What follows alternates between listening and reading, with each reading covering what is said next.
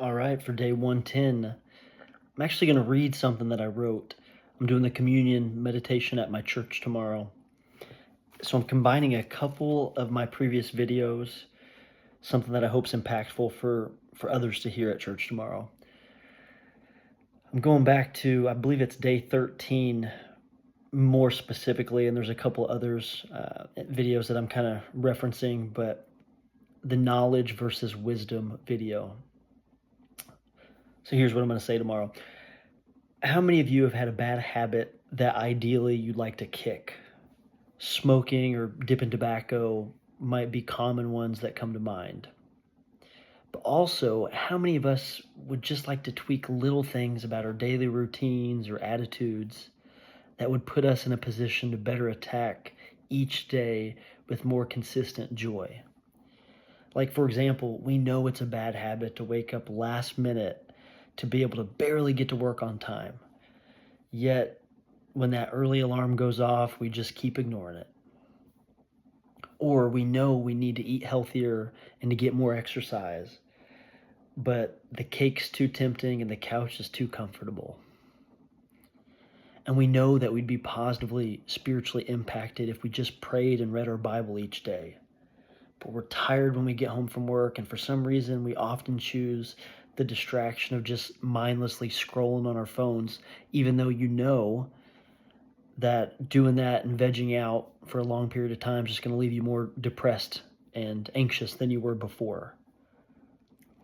So where I'm getting at with all of this is there is a difference between knowledge and wisdom. Because knowledge is just the accumulation of facts, whereas wisdom is applying that knowledge with discernment and good judgment. I'm going to say that again. Knowledge is just the accumulation of facts, whereas wisdom is applying that knowledge with good discernment and judgment. For example, knowledge is knowing that a tomato is classified as a fruit, but wisdom is knowing that tomatoes don't go in a fruit salad. So having said all of that, as I've gotten older and grown in my faith, I've really had to be honest with myself and take personal inventory on this topic.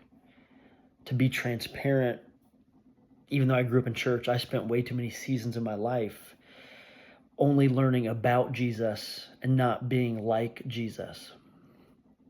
I spent too many past seasons accumulating information about Bible stories and just information about Jesus that I was learning about him, but I wasn't surrendering to God. And I certainly wasn't giving him my first fruits. You know, you learn about him on Sunday, but are you really giving him your first fruits on Monday through Saturday?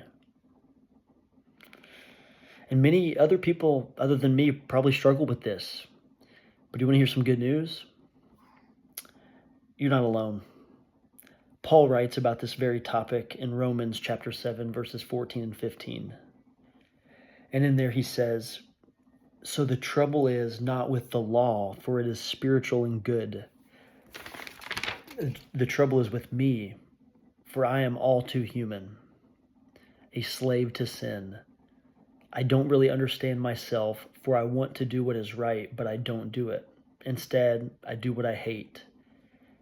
And Paul goes on later in a couple verses to say that it's the sin that's living inside of him that's making him do what is not right.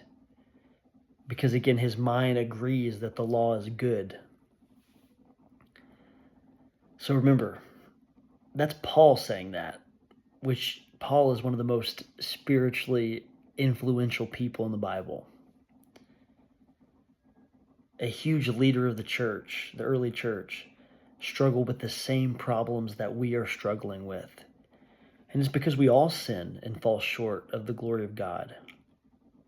But it also says that it's in our very weakness that Christ's power is made perfect, as it says in 2 Corinthians chapter 12, verse 9. So look, instead of me pretending that I'm perfect, which is so far from the truth, the Bible says that we should boast all the more gladly in our weakness so that Christ's power can rest on us. And you know, when we approach God and ourselves and others with just humility, Yeah, I believe it sets just a real foundation for growth, because in order to fix a problem, you first have to admit that a problem exists. And I just believe that when we let Jesus into our problems and we truly cast our anxieties onto him, he's going to work in our lives. He's got the power to turn our messes into messages. He's got the power to turn our tests into testimonies. So I'm so far from perfect, but I'm just trying to live a life that allows me to admit my wrongdoing, admit that I'm far from perfect, but that I'm leaning on Jesus and allowing him to help clean my soul. That's what I got. That's day 110.